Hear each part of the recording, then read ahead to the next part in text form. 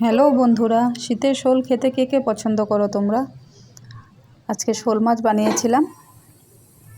আজকে ঝোল করিনি, তরকারিটা শুকনা শুকনা করে করেছিলাম। একভাবে মেখে বসিয়ে দিয়েছিলাম সমস্ত রকম মশলা দিয়ে।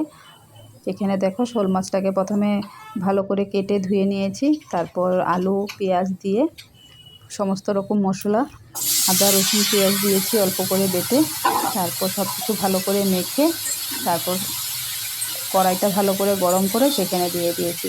এখানে কিছুটা সময় কষানোর পরে হালকা করে জল দিয়েছি, জল দিয়ে ঢেকে দিয়েছি। তরকারিটা যখন হয় না, ভীষণ সুন্দর একটা গন্ধ আছে তরকারিটাতে। মাছটা কাঁচা, তো কাঁচা মাছের একরকম স্বাদ আর ভাজা মাছের একরকম স্বাদ। কাঁচা যে মাছটা, এই জন্য এটার গন্ধটা বেশ অন্যরকম হয়, ভালো লাগে খেতে শীতের মধ্যে। এখন এটা ঢাকা দিয়ে দিয়েছি, এখন প্রায় হয়েই গেছে। দেখো ফাইনালি কমপ্লিট তরকারি।